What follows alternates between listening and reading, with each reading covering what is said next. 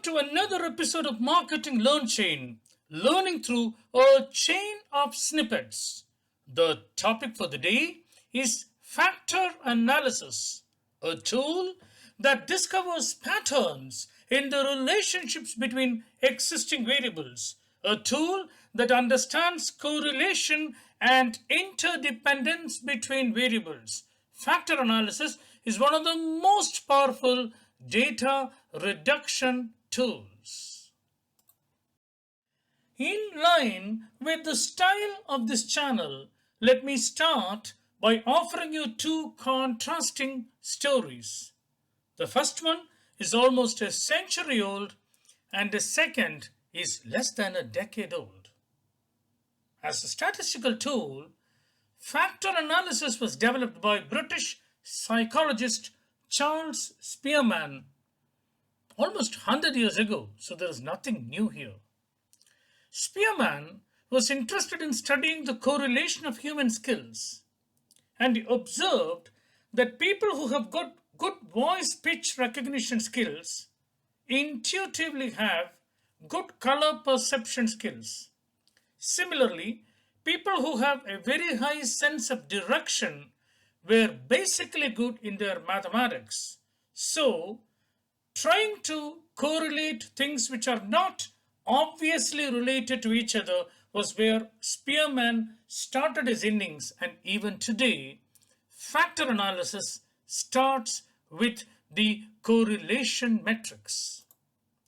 The second story is related to machine learning, which from a discussion point of view is not too old, it's just about a decade old. Machine learning these days is classified into something called supervised learning and something called unsupervised learning. In supervised learning, I have a labeled dependent variable, and in unsupervised learning, it's a process of exploration to find out where I would reach. From that context, factor analysis is unsupervised learning. It applies when the data has to be explored to find out hidden and nuanced unknown patterns. So, summing up, factor analysis is 100 years old, but the alignment with the so-called unsupervised learning is a fairly new alignment. The four steps of factor analysis are formulation, justification, derivation, and interpretation. What is problem formulation?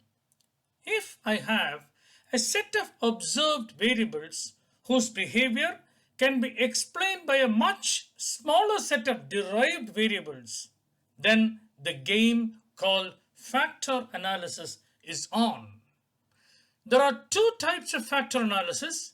If I do not know the relationships and I'm planning to explore to find the type of relationships between my variables, then that study is called exploratory factor analysis. And if I already know my set of variables, I have a model and a set of hypotheses, and I only need to confirm whether my study, my modeling is correct, then that approach is called confirmatory factor analysis. Remember that right from Spearman's time, if there is no correlation, then there is no factor analysis. So how do you justify this methodology? Test like Bartlett's test of sphericity will help you in telling whether a factor analysis is warranted or not. Once I know that it is warranted, how do I know how many factors I require or how many factors need to be considered? Obviously, if I am doing the study, I have a domain expertise, and my domain expertise can help me roughly understand that there could be 3, there could be 4, there could be 5 factors. The second one is something called an eigenvalue. Any eigenvalue which is greater than 1 will indicate that this is a possible factor. Now, how do I understand whether the eigenvalue is greater than 1? I have a plot called the scree plot, and the elbow of the plot will indicate how many values are above 1.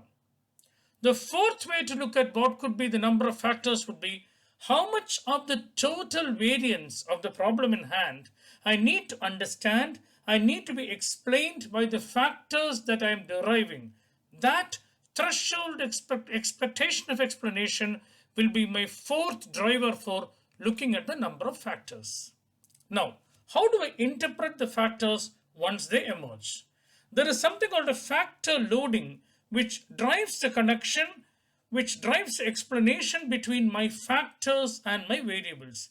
And there is a very powerful tool called factor rotation by which I can precisely understand and interpret the delineation of multiple factors which are emerging. Before we get into the examples, there are three words which need a bit more of explanation. They are eigenvalue, scree plot, and factor rotation. Eigenvalues and scree plot. Let me start with an interesting tidbit. If I have a study with n variables, then the number of possible factors, let me reiterate, the number of possible factors that can emerge is again n, or the number of variables is equal to the number of factors.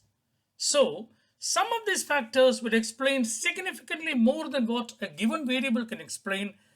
That factor has got an eigenvalue greater than 1, whereas there are certain factors which cannot even explain what a single variable can explain, and such a factor would have an eigenvalue less than 1. So I would consciously choose only those factors whose eigenvalue is greater than 1. Take SPSS and the scree plot that it offers. In the scree plot, which is attached here, there are 4 factors which are classified as strong factors with eigenvalue greater than 1, and a slew of remaining factors which are classified as weak factors with eigenvalue less than 1. So, to understand the behavior of this particular phenomena, I need to look at only 4 factors, and they in all probability could explain about 60 to 70% of the total variance. In the context of Python, the data visualization would be as shown as a histogram. Now remember that the eigenvalue approach would apply only for exploratory factor analysis, where I do not know how many factors would emerge. I am exploring that possibility. In the context of confirmatory factor analysis, I already know how many factors I have, and hence the eigenvalue approach does not work. This brings us to a slightly more difficult concept called factor rotation, which can be understood only by looking at an analogy. Try to compare viewing the Taj Mahal versus viewing the Kutb Minar. Now take Kutb Minar. It's a single pillar structure, or in data terms, it's a single factor structure. So whatever perspective you try to view, there is only one Kutb Minar. But real data sets are seldom single factor data sets. They more resemble the Taj Mahal. Now, for a multi-minaret monument like the Taj, there could be camera angles which can capture only one minaret, some can capture 2, some can capture 3, but there is one perfect camera angle which can delineate all the 4 minaret structures perfectly. Similarly, for a dataset, and remember, datasets are not the Qutb Minar type, there is one particular rotated view of the dataset where all the factors of the dataset get very well delineated. What exactly happens here is that the factor loadings which are already high becomes even more prominent, and the factor loadings which are really low tend to get pushed to further lower or 0 level. It is this factor rotation which helps us in understanding and clearly delineating multiple factors that emerge in factor analysis. Which brings us to business examples of factor analysis. Consider this problem situation of a retail chain planning to open its next outlet. What should be its priorities in terms of an upfront investment is a prioritization problem. And is this the right city, the right neighborhood, the right locality for the next outlet is a decision problem. For this, I quiz my market to find out their answers.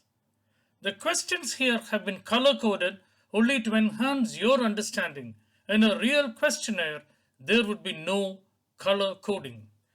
So I would ask my market, don't you think proximity from home is important? Wouldn't you want a large car parking facility? Wouldn't you think of a modestly priced food court? Wouldn't you expect toilets and baby care rooms?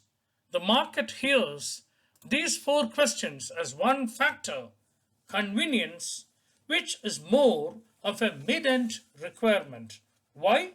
Because the lower end of the market cannot afford convenience and the higher end of the market would not be satisfied with mere convenience. Continuing, wouldn't you want a wide range of price points? Wouldn't you want tons of visible inventory, lot of stock keeping units, lot of categories, wide range and choice of brands? What are we asking? Wouldn't you want a range, which is typically an all-end requirement? I cannot think of any purchasing cluster which would not expect range.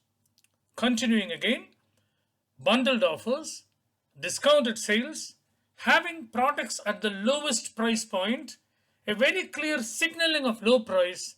This is typically a lower end requirement and I would factorize it as price.